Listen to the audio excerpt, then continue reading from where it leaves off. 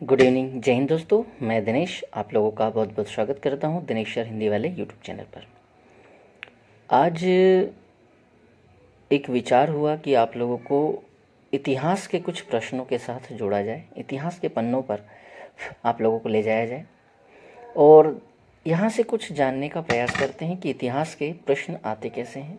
आज के समय में ख़ास करके बहुत सारे एग्ज़ामों में आप लोगों ने इस तरह के प्रश्नों को देखा होगा और देखिए सॉल्व करते हैं तो शायद हो सकता है आप लोग कुछ चीज़ें अच्छा जानने को और सीखने को मिल जाए इस चैनल पर। तो शुरू करते हैं आज का पहला प्रश्न, जो कि प्रश्न है नवपाषाणिक स्थल दाऊजली हेडिंग स्थित है कहाँ पर। ऐसा पूछा गया है, प्रश्न जो है प्रश्न में ऐसा पूछा गया है कि दाऊजली हेडिंग स्थित है सिंधु घाटी में, नर्मदा घाटी में, ब्रह्मपुत्र घाटी में या फिर गोदावरी घाटी में। तो यह जो है ब्रह्मपुत्र घाटी में है। दरअसल यह जो प्लेस है जिसके बारे में आप लोगों को बता रहा हूँ, यह प्लेस नवपाषाणिक स्थल दाऊजली हेडिंग चीन एवं म्यांमार की ओर जाने वाला जो रास्ता है, जो आप लोग अगर भारत का मैप देखेंगे तो भारत के मैप में जो आप लोग ये वाला हिस्सा देखते होंगे, कौन सा, जो हमारा सेवन सिस्टर वाला जो ये वाला पार्ट है, इस वाले अगर पार्ट को आप लोग देखें यहाँ तो आप लोगों को चीज़ें समझ में आएगी यहाँ पर। तो ये जो इधर से ये जो ब्रह्मपुत्र वाला जो हिस्सा है, कौन सा हिस्सा है बेटा, ब्रह्मपुत्र वाला जो हिस्सा है, वहाँ से इसको देखा जाता है। ठीक है, ब्रह्मपुत्र वाला। तो मैं रास्ते में बता देता हूँ, इसकी डिटेल बता दे रहा हूँ। चीन एवं म्यांमार की ओर जाने वाले रास्ते में ब्रह्मपुत्र की घाटी एक पहाड़ी पर स्थित है, जहां से जेटाइट याद रखना, ये लिख के रख लेना, जेटाइट पत्थर भी प्राप्त हुआ है। और ये रास्ता जो है ये इसी तरफ ये स्थल कहलाता है दाऊजली हेडिंग। तो ब्रह्मपुत्र घाटी आप लोग लगा सकते हैं आंसर। अच्छा, दूसरे प्रश्न की तरफ रुख करते हैं। दूसरा प्रश्न है निम्नलिखित में से किस नवपाषाणिक पुरास्थल से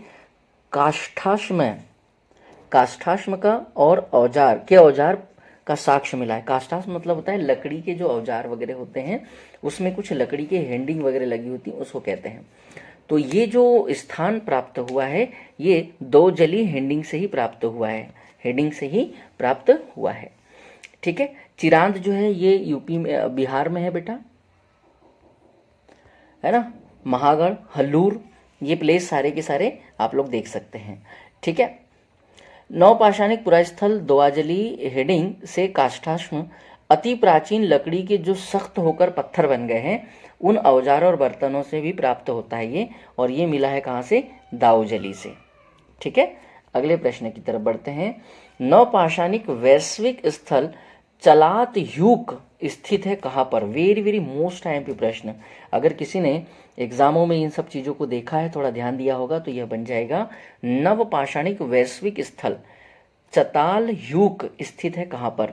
तो ये जो है बेटा, ये मिलता है कहाँ पर, चतालयूक, ये मिलता है तुर्की में। तुर्की एशिया का ही देश है तुर्की। अच्छा, नवपाषाण युग के सबसे प्राचीन या प्रसिद्ध स्थलों में से एक है यह चतालयूक, तुर्की में है।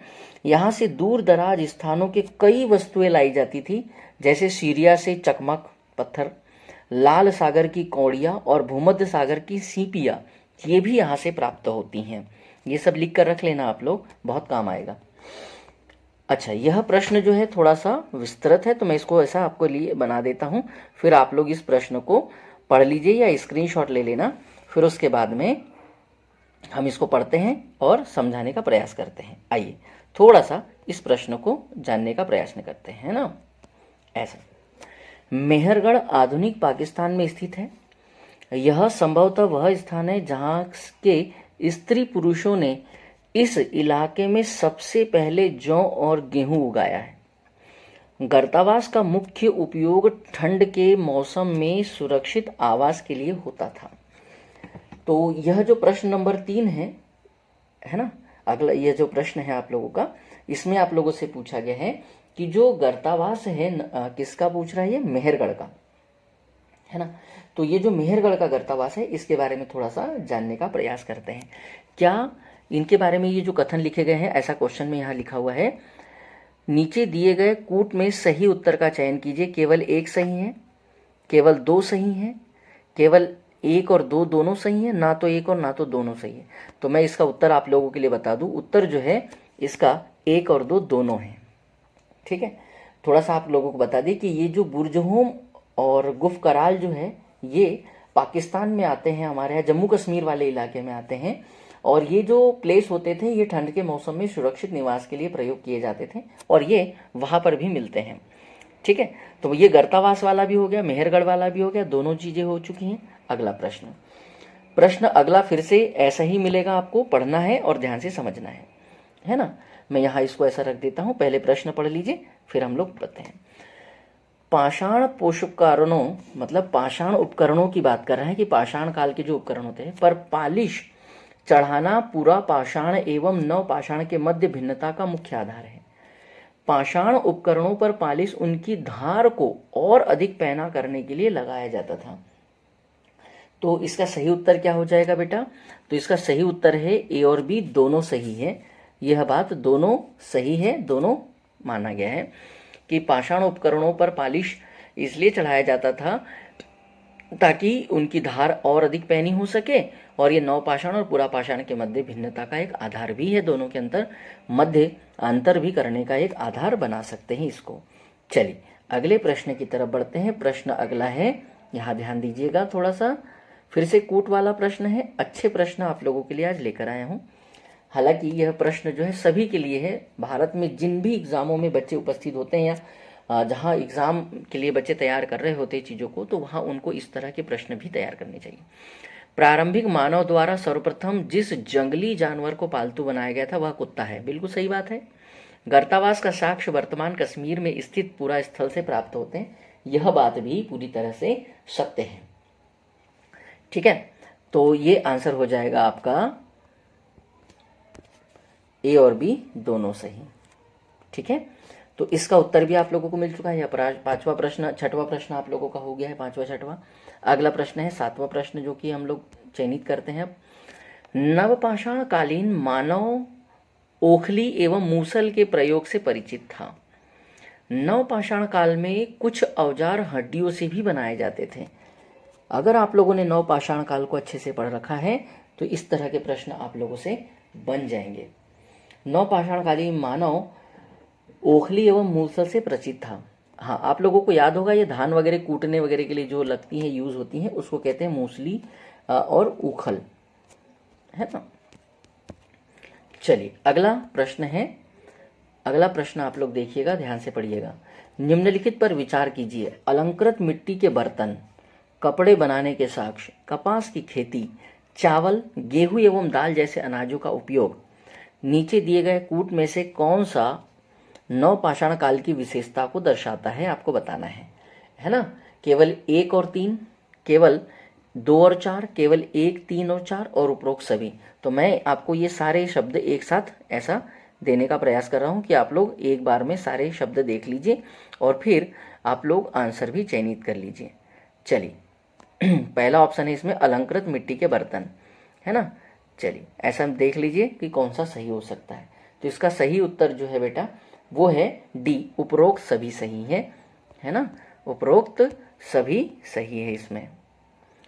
बहुत अच्छे अच्छे प्रश्न हैं। अगला प्रश्न देखिए, प्रश्न नंबर जो है 7 है आपके पास। अगला 8वां 9वां प्रश्न होगा, जो भी है आप लोग मिला लीजिएगा। यह प्रश्न जो है बहुत ही लेटेस्ट और बहुत ज्यादा एग्जामों में पूछे जाने वाला प्रश्न है।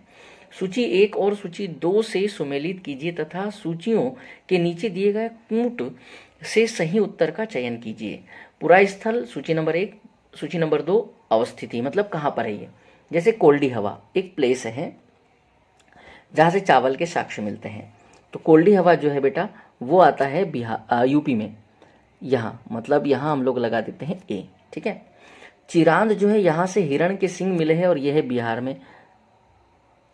ठीक है, गुफ कराल जो है ये आता है कश्मीर में, जो कि अब लद्दाख वाला प्लेस कहलाता है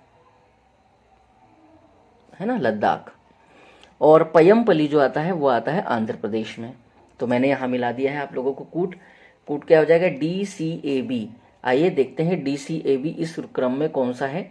अच्छा, उसको ऐसा ना देकर ऐसा दिया होगा, 3 4 इस तरफ लिखा होगा। आइए इस तरफ मिलान कर लेते हैं भाई, कोई दिक्कत नहीं है। पहले का आंसर यहाँ लगा दीजिए 3, यहाँ लगा दीजिए 4, ठीक है, 4 हो गया। गुफकराल के सामने लगा दीजिए 2 और इसके सामने लगा दीजिए 1। तो 3 4 2 1, ये देखो यहाँ मिलेगा 3 4 2 1 मिल गया। अच्छा, अगला प्रश्न देखिए। अगला प्रश्न कुछ इस तरह से है कि मेहरगढ़ के भौतिक विन्यास के संदर्भ में निम्न कथनों में से कौन से सही है या हैं। गोलाकार एवं आयताकार घरों के अवशेष, प्रत्येक घर में 4 या उससे ज्यादा कमरों का निर्माण, कुछ कमरों का उपयोग संभवतः अनाज भंडारण हेतु किया जाता था। तो इसका सही उत्तर जो है वह है केवल 2 और 3।